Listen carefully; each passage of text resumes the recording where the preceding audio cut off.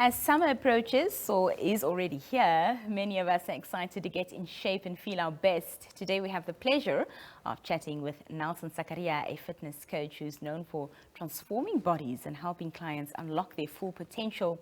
Nelson goes beyond just workouts. He's all about delivering real results, especially for busy professionals. His clients often share amazing stories about the changes they experience, both physically and mentally. Nelson, thank you so much for joining us. It's great having you here. Thank you for having me. Thank you. You've built yourself quite an impressive reputation, I must say, for transforming lives. I want to talk about what led to this passion of fitness coaching and you know, how your approach has changed over the years. All right. I think like many people, I just ended up in the gym, but I actually ended up in a boxing gym.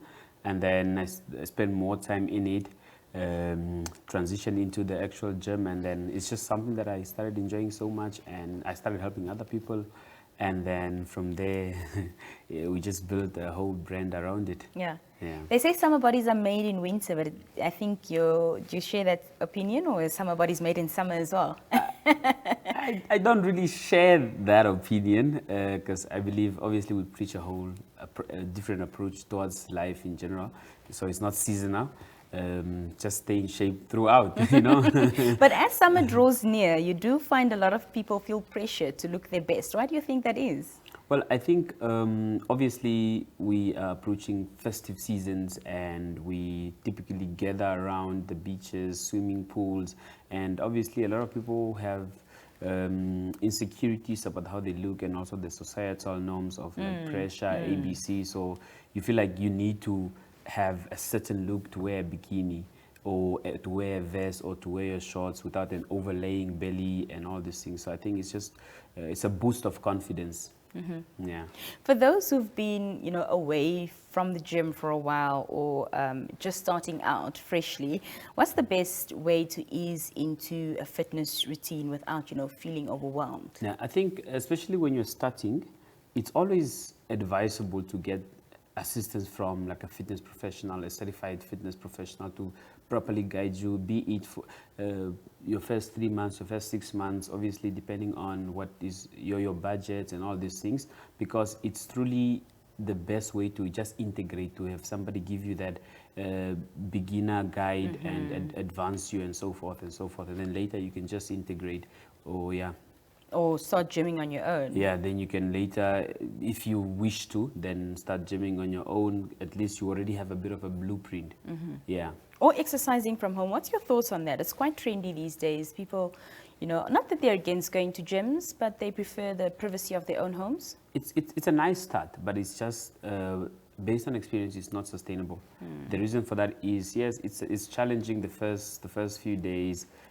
Because you are mainly working with your own body weight, as opposed to like a gym or fitness center where there's machinery and so forth. So in the beginning, what happens is it's a challenge because you're coming from 0 to 100. But of course, after a couple of weeks, you adjust because it's just your body weight. So eventually you learn how to carry it. So as opposed to when you're in a gym center where we have all this additional equipment that we can then use to increase the resistance that you're working with. Yeah. So I mean, it's something nice to start, or unless it's you are truly willing to invest in equipment and so forth. But I just want to say, my mother, I bought her a bicycle in the house. It's still standing there. She hangs clothes on it. I love it for her. Nelson, what's a realistic fitness goal that one can aim for? I know that when you do get a personal trainer, they sort of, you know, push you really hard at the beginning, almost like it's boot camp. And sometimes people just want to ease into it with, like, once a week, twice a week. But what's realistic if you're really looking to get into good shape? Okay, so number one, there is no... We all have different drives. We're driven by different things. We want to look differently. Some of us just want to have a healthy body, have a healthy blood,